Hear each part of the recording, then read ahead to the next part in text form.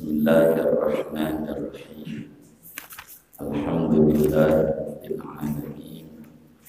Wassalatu wassalamu ala sayyidina Muhammadin wa ala alihi wa sahbihi ajma'in.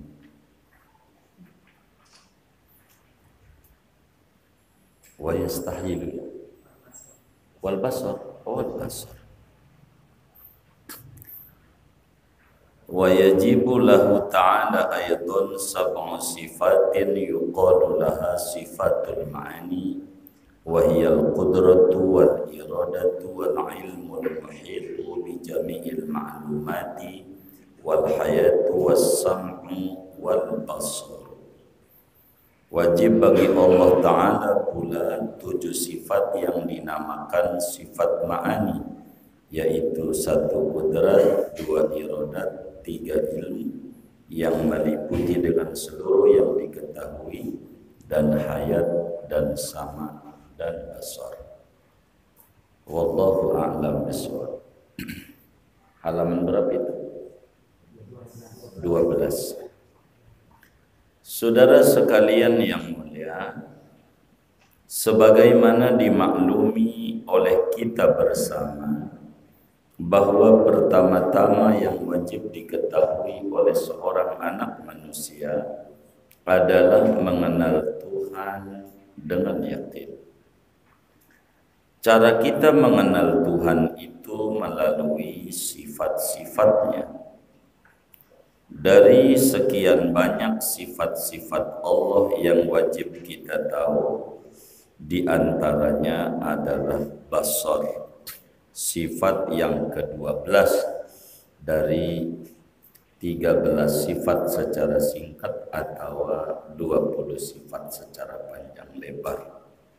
Malam hari ini kita akan membedah sifat yang ke-12, yaitu namanya sifat basar. Artinya orang yang umurnya 15 tahun ke atas, akalnya sehat, wajib yakin di dalam hati sanubarinya bahwa Allah Subhanahu wa ta'ala memiliki sifat namanya basar. Jadi basar ini adalah sifat Allah. Allah bersifat dengan basar. Selain Allah tidak punya basar. Basar itu artinya melihat. Artinya melihat. Allah Subhanahu wa ta'ala bersifat dengan sifat namanya basar, melihat. Tapi melihatnya Allah tidak sama dengan melihatnya kita. Ini basar namanya.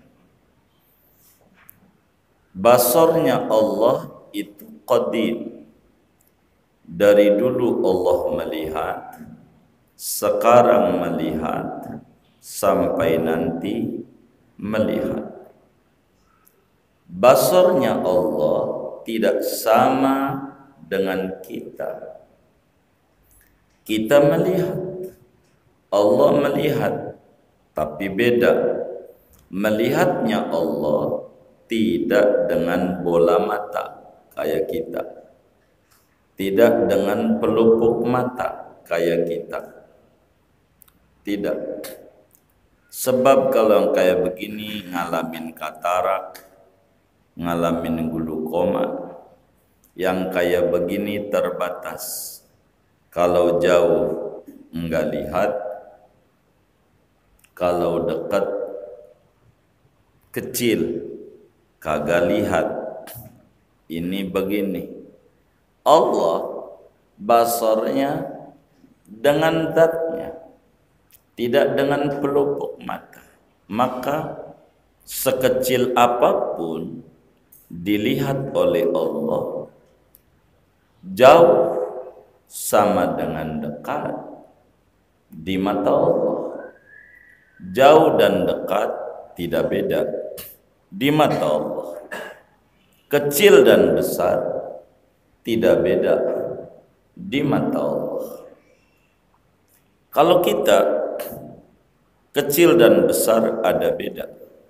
Kecil enggak kelihatan, besar kelihatan. Jauh dan dekat beda. Jauh enggak kelihatan, dekat kalau gede kelihatan. Ini namanya melihat pakai alat, pakai indera, pakai begini, ngelihat. Allah Subhanahu wa ta'ala memiliki basar, yang basarnya walam yakul lahu kufuwan ahad. Tidak ada seorang makhluk pun yang setara dengan Allah melihatnya. Enggak bisa. Melihatnya kita terbatas. Kalau kita yang dilihat hanya benda, benda bisa dilihat, suara enggak bisa. Tapi Allah kita wajib yakin, jauh dan dekat sama di mata Allah. Kecil dan besar sama di mata Allah. Dan Allah melihat bukan sekedar benda, tapi suara juga dilihat oleh Allah. Saking sempurnanya sifat Allah. Kalau kita nggak bisa melihat suara, bagaimana caranya Allah melihat suara? Ini tidak diwajibkan kita untuk mengetahui sejauh itu caranya, tapi diwajibkan untuk meyakini Allah tuh melihat bukan saja benda, tapi juga suara. Dari mana dalilnya? Allah itu melihat.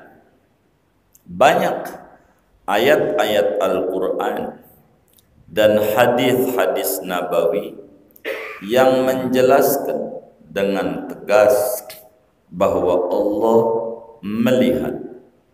Seperti pada surat Al-Isra ayat 1 Allah berfirman, Subhanalladzi asra bi'abdihi laila minal masjidil haram ilal masjidil aqsa alladzi barakna haulahu linuriyahu min ayatina innahu huwas samiul basir. Dia Allah mendengar, melihat. Allah mensifati dzatnya dengan al-basir, dengan melihat. Inilah dalil Al-Quran yang menjelaskan bahwa Allah Subhanahu wa ta'ala bersifat basar, yaitu melihat. Allah itu melihat. Mana dalil akalnya? Dalil akalnya, andai Tuhan tidak melihat, maka Tuhan buta. Andai Tuhan itu buta, mustahil. Sebab buta merupakan kekurangan. Dari mana kita tahu buta merupakan kekurangan? Yang ngaji aja, Bapak dan Ibu nih. Ada nggak yang pengen buta? Nggak ada. Yang emin aja pakai kacamata. Itu biar sempurna. Bener nggak? Begitu. Maka Allah tuh sifatnya sempurna. Maka mustahil buta, lamur, dan seterusnya. Allah tidak buta. Kalau tidak buta, sama dengan Allah melihat. Sehingga wajib menurut akal, Allah tuh melihat. Akal sehat tidak terima jika Tuhan tidak melihat. Al-Quran menjelaskan, hadis Nabi menjelaskan tentang Allah melihat, dan kita tidak akan nyembah Tuhan yang kagak ngelihat. Buat apa kita ibadah wong Tuhan juga enggak lihat, kan begitu. Mendingan mainnya di empang mulu, empang begitu, wong kagak dilihat Allah, kan enggak mungkin begitu. Maka orang yang umurnya 15 tahun ke atas namanya mukallaf, akalnya sehat, wajib tuh tertanam di dalam hati sanubarinya keyakinan yang mantap, keyakinan yang kuat, keyakinan yang bulat bahwa Allah Subhanahu wa ta'ala melihat. Bila udah yakin, ini kajian besar. Bila kita udah yakin, al-imanu nur, iman itu memancarkan cahaya.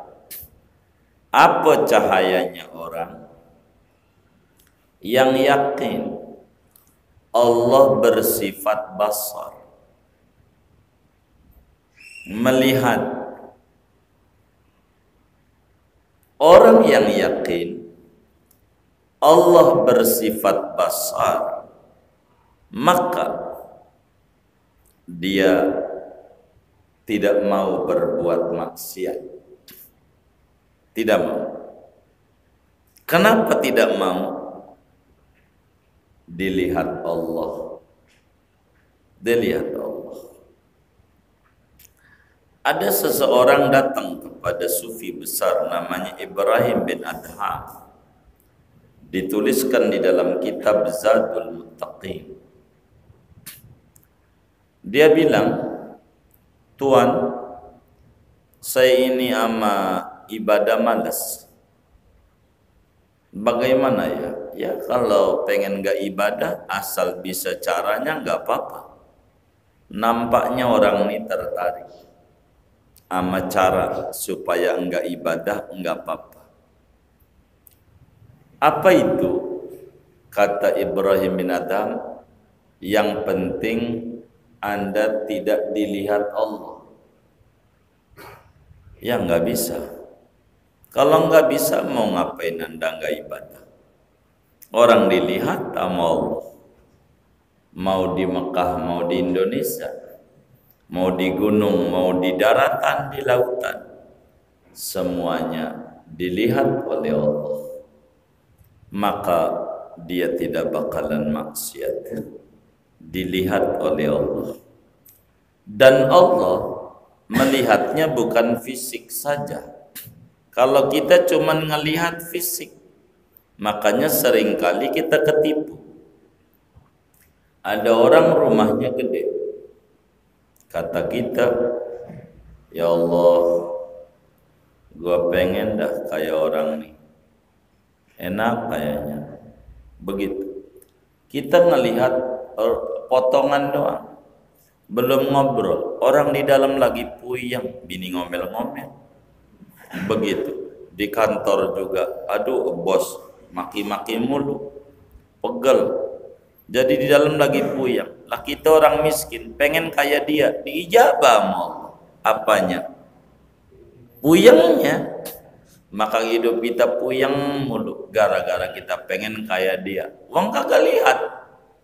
Ada orang naik mobil Mercy hitam metalik. Begitu kata kita nih enak nih. Gitu. Hitam lagi. Mercy lagi. Full AC, full musik, sampingnya cewek cakep. Gua pengen kayak dia. Kita belum ngobrol sama dia, dia aja lagi puyeng dia. Maka kita diijabah puyengnya. Kan kita nggak lihat. Yang kelihatannya enak baru kelihatannya doang. Belum ngobrol. Kalau udah ngobrol, mumet. Bener nggak? Begitu. mumet. Begitu. Mumet. Itu saya ditanya, itu jamaahnya ngaji mulu di tahun baru. Luar biasa rajinnya. Enggak kayak orang-orang pada jalan-jalan. Bukan. Enggak punya duit. Betul enggak? Tuh betul katanya tuh. Begitu. Begitu. Bukan rajin, bukan enggak punya duit mau jalan kemana. Yang di rumah, ya Allah, cucu banyak berisik, mendingan di majelis tenangan. Jadi saudara, Allah melihat, dan Allah bukan fisik, hati. Kata Nabi, innallaha la yanzuru ila suwarikum wala ila ajsamikum walakin yanzuru ila qulubikum. Allah tak pandang rupamu, cantik, ganteng, jelek. Tidak. Allah tak pandang daripada tampilan, baju bagus, baju jelek. Enggak. Yang Allah pandang hati. Hati. Allah pandang hati.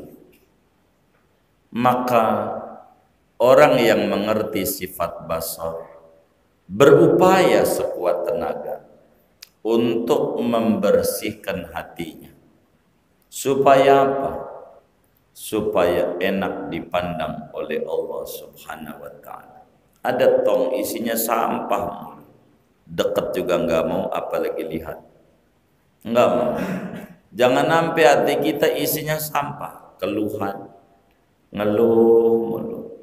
Allah enggak demen sama yang model kayak begini. Enggak demen. Dilihatnya enggak menarik, banyak sampahnya. Jadi yang harus dibersihkan hati. Maka ada doa, Allahumma tahhir qalbi minan nifaqi wa hassin farji minal fawahishi. Doa apa ini? Doa apa? Doa cebok. Waduh, saya terjemah biar ngerti. Ya Allah, bersihkan hati saya daripada akhlak buruk munafik. Jaga kemaluan saya dari berzina. Doa apa ini?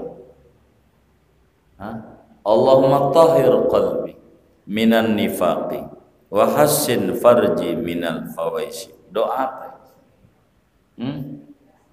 Kedengeran enggak sini? Halo, kedengeran enggak? Kedengeran enggak? Oh, enggak. Doa apa? Ya Allah, ibu dengerin nih.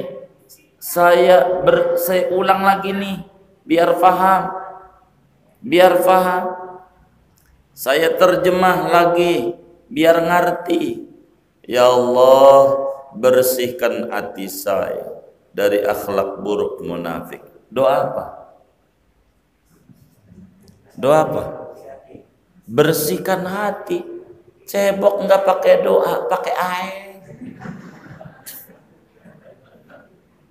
Cebok pakai apa?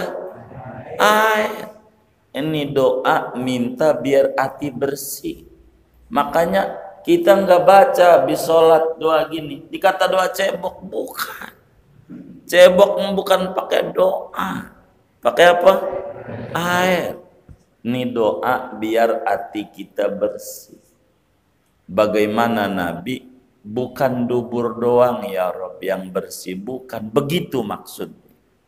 Hati ya Rob. Hati. Doa apa? Iya, enggak ada. Ya Allah, bersihkan dubur saya. Kagak ada. Kalau begitu baru doa cebok. Begitu, enggak ngomong dubur-dubur. Doanya apa? Ya Allah, bersihkan hati. Doa apa? Iya, bersihkan hati. Doa ini, doa cebok. Cebok bukan pakai doa. Pakai apa? Pakai doa apa pakai air? Air. Ini namanya konsen hati. Makanya Nabi sampaikan dalam hadisnya, innal malaikata la tadkhulu baitan fihi kanbun Kata Nabi, sesungguhnya malaikat pembawa bahagia tidak akan masuk ke dalam rumah yang di rumah itu ada anjingnya. Malaikat yang membawa bahagia enggak bakalan masuk ke dalam rumah yang rumah itu ada anjingnya. Jadi yang rumahnya enggak ada anjingnya enggak bakalan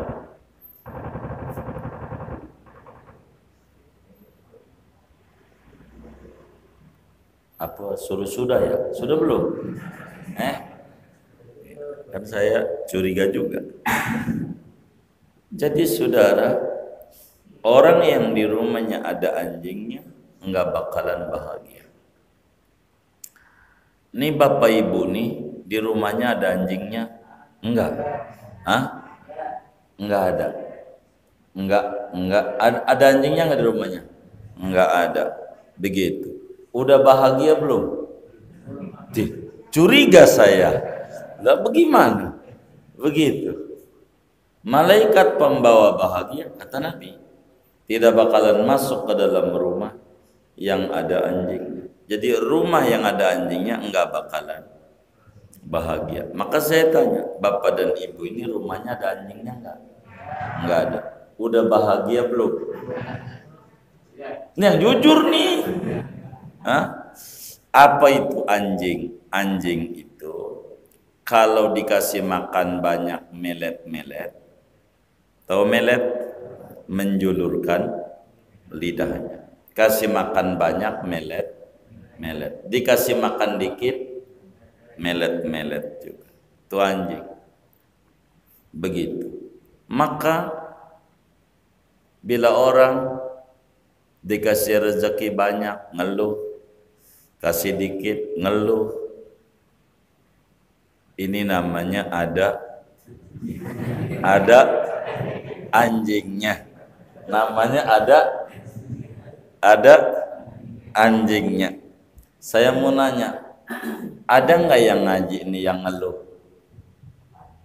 Ini halo, ada nggak? Ada nggak? Yang mana orangnya? Enggak bahagia. Sebab malaikat pembawa bahagia enggak bakalan masuk ke dalam hati yang di hati itu ada sifat anjingannya. Kalau orang tukang mengeluh enggak bakalan bahagia. Biar kaya apa, dia punya duit, apalagi enggak gaplak. Enggak bakalan. Orang tukang ngeluh. Sebab tukang ngeluh menghilangkan kurnia Tuhan yang lain. Yang dilihat impiannya doang. Sehat dari Tuhan gak dilihat, akal dari Tuhan gak dilihat, istrinya dia yang baik gak dilihat, temannya dia yang baik gak dilihat. Yang dilihat sama dia hanya satu, impiannya saja, dan itu gak bakalan bahagia. Allah lihat hamba yang tukang ngeluh. Maka Nabi sampaikan, man asbaha wa huwa yashku dhiqa ma'isyatihi faka'annama yashku rabbah. Siapa orang ngalamin hari dia mengeluh tentang rezeki rada seret, sebetulnya dia lagi jelek-jelekin Allah. Begitu. Maka yang model begini enggak bahagia. Dilihat Allah isinya sampah. Dia tidak dilihat kurnia Tuhan yang lain. Oksigen gratis enggak dilihat. Darah dia masih mengalir normal enggak dilihat, itu kurnia Tuhan. Ini pasti enggak bakalan bahagia, dan Tuhan lihat. Begitu juga orang yang riya. Kenapa kita harus pengen dilihat orang ibadah? Bukankah Tuhan juga melihat? Apa enggak cukup dilihat Tuhan sampai harus kita dongeng-dongengi? Ini kan bermasalah dalam kehidupan kita. Maka kita harus ibadah, fokus.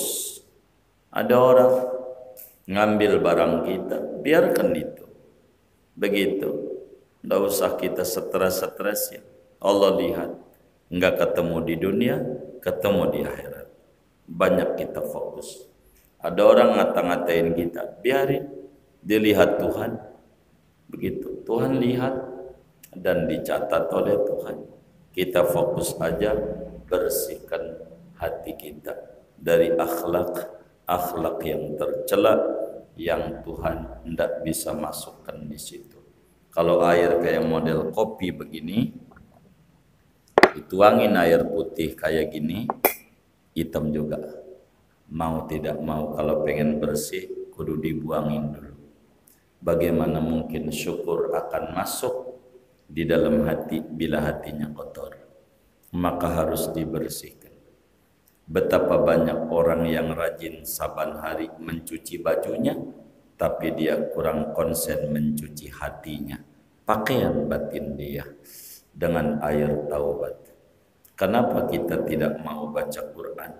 Bukan tidak mau, emang Tuhan haramkan kita baca Quran karena mulut kita berhadas, kotor, maka mulut kita tak boleh untuk baca Quran oleh Tuhan. Kalau mulut kita udah bersih, pasti kita akan tertarik, biar kata seain sehari, pengen baca tuh yang namanya Quran. Itu kalau dia memahami sifat basar. Maka saudara, manusia pada kajian sifat basar terbelah 3 pada akhirnya. Yang pertama namanya kelas ilmul yaqin. Yang kedua namanya kelas ainul yaqin. Yang ketiga namanya kelas haqqul yaqin.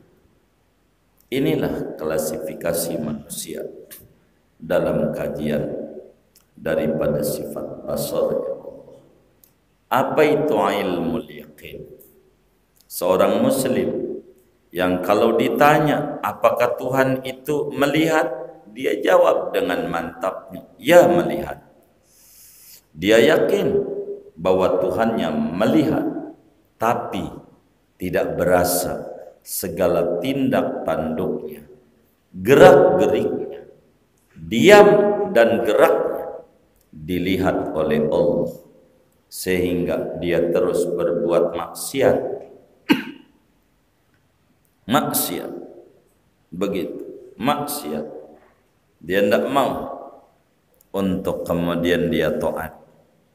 Dia tahu kalau Tuhan itu melihat, tahu tuh ilmu, yakin, namanya ilmu yakin. Dia tahu penuh keyakinan bahwa Tuhannya melihat, tapi tidak berasa bahwa apa yang dia lakukan dilihat oleh Tuhan. Biar kata orang lain tak melihatnya, tapi Tuhan melihat.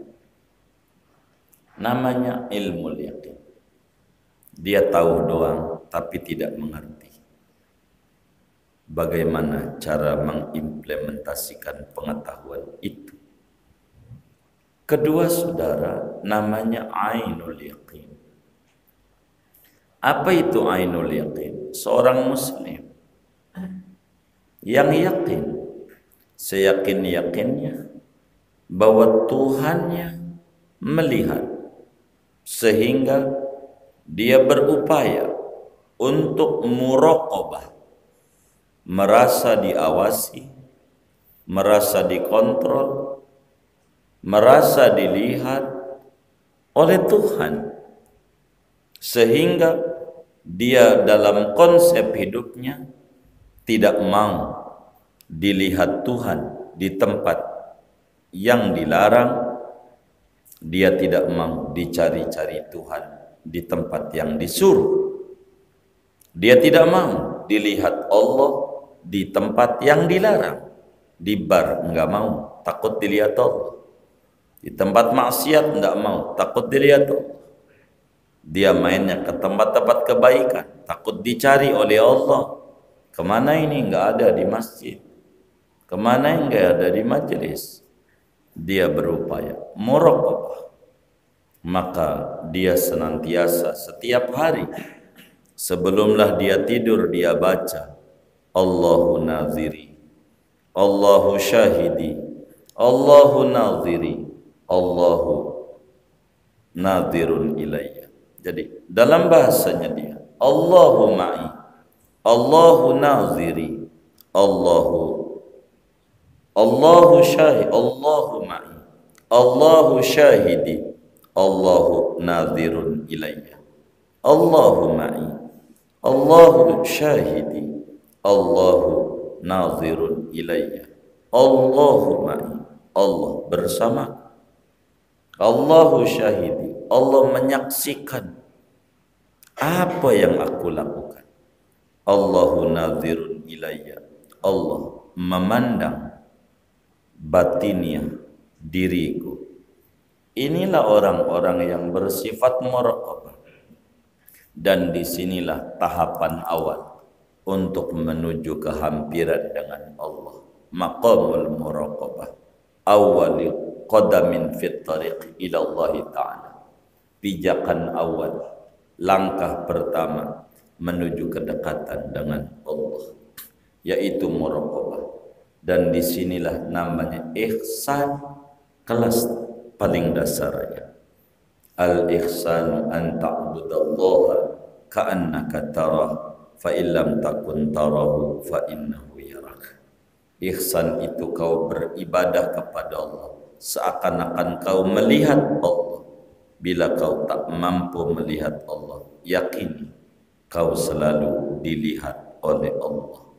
Inilah maqam ainul yaqin, sehingga kehidupannya selalu dikontrol. Perilakunya mulai diadakan perhitungan, bukan sekedar berdagang di akhir tahun itu. Dia per waktu dia menghitung. Dalam setiap hari, untuk apa dari 24 jam modal yang Tuhan kasih, berdagang ibadah sama Allah. Sebab umur adalah gumpalan es. Yang namanya es dipakai habis, enggak dipakai habis.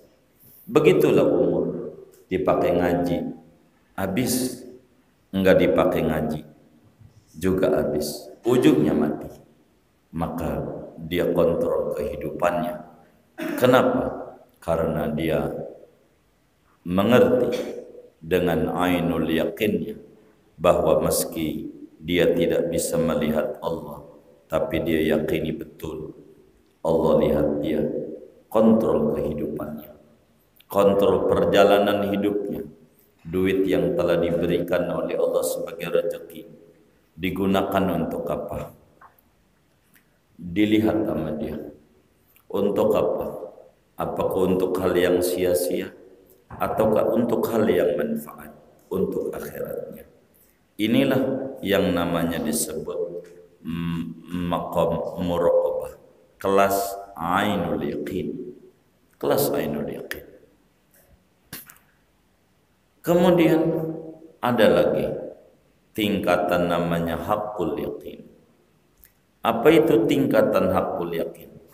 Satu tingkatan keimanan kepada sifat basarnya Allah yang tidak bisa diukur dan ditakar dengan kata-kata.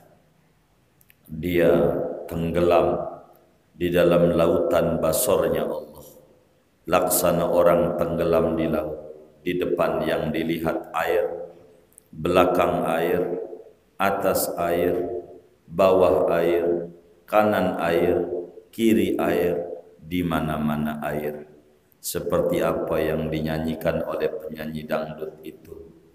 Di kasur ada dia, di dapur ada dia, di sumur ada dia, di mana-mana ada dia, ada Allah di mana-mana.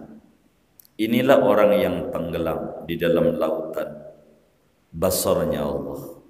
Yang dilihat adalah Allah di mana saja.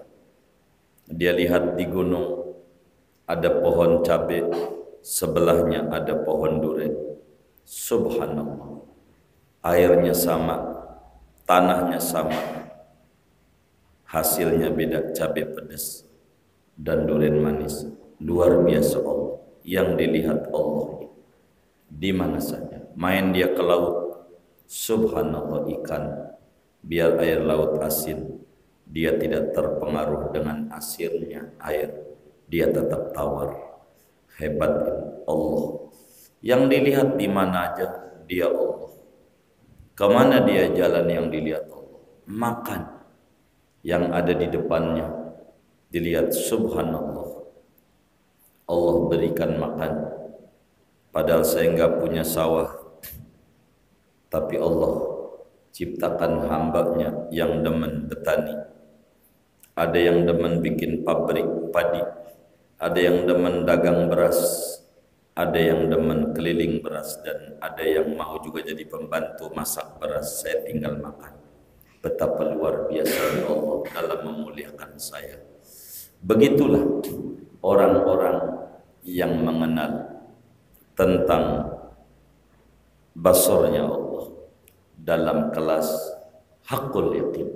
Laksana gula yang ada di kopi.